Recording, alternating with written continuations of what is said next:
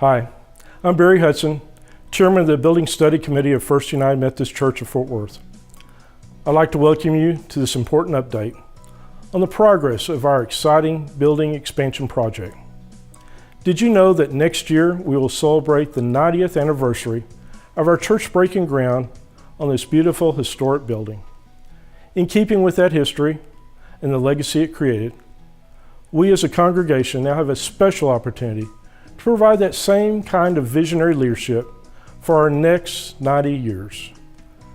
That vision, commitment, courage, and faithfulness of our church's past generations is why we're standing on this exciting new threshold of opportunity today. Now it's our turn. It's up to us to make that same kind of difference for future generations of our congregation. Now, if I were running a trivia contest, I'd ask you, can you guess what other historic event took place on the very same day we broke ground on our current sanctuary, and what our response was to that historic event? If you don't know, please keep watching. I'd also like to take a moment to thank the members of our Building Study Committee. You'll hear more about them in a moment, and say what a wonderful experience it's been to lead this hardworking, conscientious, and thoughtful group of church members and community leaders. Their knowledge, diligence, insight, and wisdom has been invaluable to the development of this project. And now, here's our senior pastor, Dr. Tim Bruster, who will lead us through an informative presentation and update us on where we are and what's next with our building expansion project. Well, it's my privilege and opportunity to talk to you about the vision for the facilities of our church. It may be that you haven't had a chance to attend one of the informational meetings, and so I want to make sure that everyone has an opportunity to see what the vision for the facilities of our church looks like and why we are pursuing this very important initiative to ensure that the ministries of our church thrive for the next 90 years. Before we take a look at the master plan vision, let's look back on what has happened over the past year and a half or so. We had a congregation-wide meeting to present the master plan vision in the sanctuary on a Sunday afternoon in February of 2017. In the fall and winter of last year, we went through the Focus First process of strategic discernment with renowned church consultant Susan Beaumont. The process culminated in a 2-day leadership summit in February, attended by over 100 leaders of the church. The number one priority identified by the summit was to build new facilities and renovate current facilities to meet the growth and ministry needs of the church moving forward. The Building Study Committee has been hard at work. The architectural firm, with the approval of the trustees, proceeded with the schematic design phase. The Building Committee interviewed several firms to hire as construction consultant to work with the architects to determine the cost of the project. A joint venture of Byrne and Scott Tucker construction companies was selected. And after interviewing 4 capital campaign consulting firms, we selected the firm called Culture of Ready. Your Building Study Committee has done a stellar job. On your screen, you see the names of members of the committee. Barry Hudson, lifelong member of the church, is chair of the committee, and Tom Birchfield was added recently to the committee to ensure the accessibility of our facilities. Why are we planning new facilities and renovations to some of our current ones? Because, put simply, facilities facilitate. They facilitate ministry and enable this great church to fulfill our mission to love God, serve people, and transform lives. There are 3 areas of the life of our church that are particularly addressed by this exciting plan. The facilities facilitate our expanded worship life, our fellowship with one another, and our ministries for our children. And on top of that, they make it easier for people to find their way around. Why the need for new facilities? 2 answers: congregational growth and community growth. We're in a rapidly growing area, and we're seeing significant growth in our congregation. We need to have facilities that will serve the congregation and our community now and into the future. Here you see a bird's eye view of our property. You'll note that our property encompasses 9 city blocks. We're blessed by the foresight of the leaders and members of the church who purchased property as it became available through the years so that the church would never be landlocked and would have ample space for generations to come. If you attend only one service every Sunday, then you may not realize all the worship services that take place on Sunday mornings. Disciple Church meets at 8:30 in the Leonard Memorial Chapel. Traditional worship takes place in our sanctuary at 9:30 and 11. The Gathering is a worship service that takes place at 9:30 and 11 in Wesley Hall. The 11:11 worship service takes place in leased space at the Center for Transforming Lives, adjacent to our property to the east. These are the primary services which are included in our worship attendance count, but there are other worship opportunities that happen on Sunday morning as well. Youth worship at 9:30 is part of the Sunday school hour, and a brief communion service takes place in the chapel at 10:35. In the facility planning process, the Building Study Committee was careful to protect the primary views of our beautiful historic sanctuary. The expansion of the footprint, therefore, for the building is to the east. Here you see the view from the east of the existing facilities back to the point of the new construction. And now you see the view of what the facilities will look like when the new construction is complete. What you see here is the first floor plan that includes both existing and new facilities and how they fit together. Notice that everything revolves around a central rotunda. This helps tremendously with wayfinding.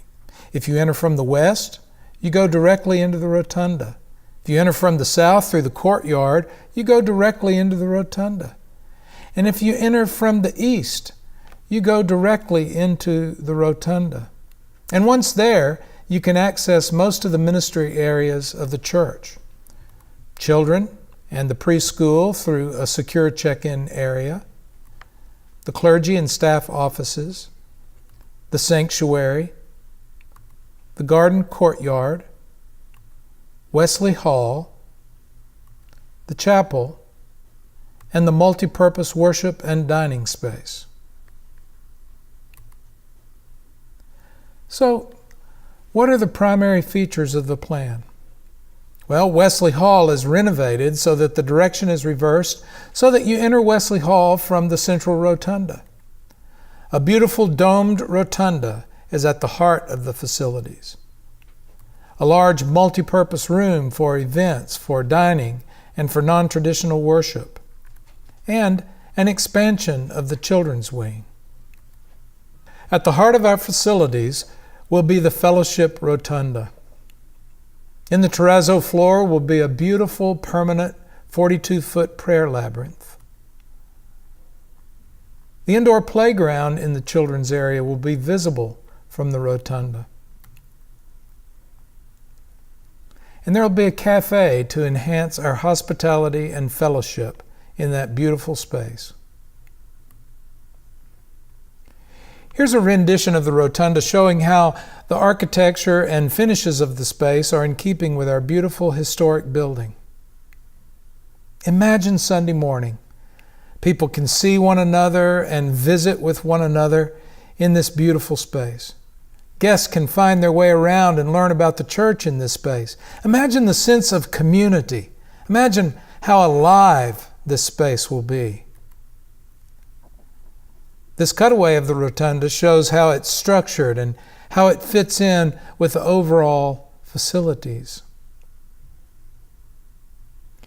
Another feature of the first floor is the multi-purpose dining and non-traditional worship space. Here you see the room in the configuration for worship or for a presentation such as a large lecture or a dramatic presentation. There are 514 seats in this configuration. Also, there's banquet seating for 320 or for 432 in the banquet seating configuration. It will be a beautiful 3-story vaulted space with multimedia capacity. It's about 2.5 times the size of Wesley Hall, and there will be new adjacent restrooms and an enlarged commercial kitchen. Here are renderings of the space, demonstrating that this isn't just a big box, but it is architecturally in keeping with our current facilities. Imagine worship experiences, large lectures, dramatic presentations, or community events in this beautiful space. Here's a drawing of the space set up for a dinner event. Imagine church-wide dinners and receptions and vacation Bible school assemblies in this beautiful, functional space. Creating this new heart of our campus and keeping the building relatively compact requires demolition of part of our current facilities with a footprint of about 5,200 square feet. So you may be asking, how will we continue to function during construction? Well, there is a plan, and it involves building new first-floor restrooms and a new elevator, along with a temporary corridor for full access to the various areas of the building. Here you see the temporary passage, the new restrooms, and 2 possible locations for the new elevator. Here you see a view of the second floor. Notice the walkway around the perimeter of the rotunda, the small prayer chapel off the rotunda walkway, new adult classrooms, new central elevators, the bell choir room, the remodeled choir suite, and the secure check-in for the children's wing. The 2-story indoor playground in the children's area is also visible from the second floor. Here you see a view of the third floor. Notice that the perimeter walkway around the rotunda is open to the rotunda. Notice the new features on the third floor, the finance and administrative offices, the television production suite relocated to the communications staff offices area because it's currently in the demolition area, and a large undesignated shell space that can be used for future needs. We've already looked at the relocation of elevators, restrooms, and the TV production suite. What about the Nancy Culver Jones Library, which is also in the demo area? This hasn't been determined, but there are 2 possible locations on the first floor for the library, and 3 possible locations on the second floor, and a possibility on the third floor as well. So here's a view of the completed facility, showing the sanctuary, Wesley Hall, existing classrooms, the chapel, the fellowship rotunda, the new east colonnaded entry with covered drop-off, the multi-purpose dining and worship space, the new children's addition, and just off to the right of the new children's addition is the new secure playground. Much of the HVAC and plumbing equipment in the church is very old. Some of it is original. There will be a new central plant located on the roof of the new children's wing addition. This central plant will serve the entire main building, old and new, with new equipment replacing old equipment. This is a major upgrade in efficiency. Here's a perspective from the east showing some of the detail on the domed fellowship rotunda. The dome harkens back to the dome church building that housed the congregation on the corner of 7th and Taylor Streets before the church relocated to the present site. The new construction totals 53,324 square feet. 19,952 square feet will be renovated. The total main building at completion will be 137,012 square feet. Here's where the church worshiped 90 years ago. It was at the corner of 7th and Taylor Streets. Notice the central dome and the 2 domed structures at the front corners. 90 years ago, the church made the bold decision to relocate to the current location to enable the ministries of the church to thrive over the succeeding 90 years. Here's the announcement of the church groundbreaking that appeared in the newspaper on October 27, 1929. Notice the date and time of the groundbreaking. 4 o'clock in the afternoon on Tuesday, October 29th, 1929, a day etched in our nation's memory as Black Tuesday, the day the stock market crashed, signaling the beginning of what would become known as the Great Depression. In a tremendous leap of faith, the congregation proceeded with the construction of a beautiful new facility. Here's a postcard of that completed new building, the building we now enjoy. 90 years ago, the leaders and members of the church stepped out in faith to enable the ministries of the church to thrive and to grow into the future beyond their lifetimes. Now it's up to us.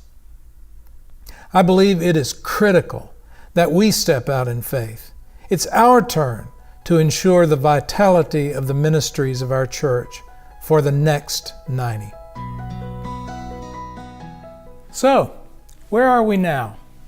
Well, following the unanimous approval by the District Committee on Church Location and Building on November 11th, our congregation voted on December 9th to move ahead to secure funding and more detailed planning for this transformational project.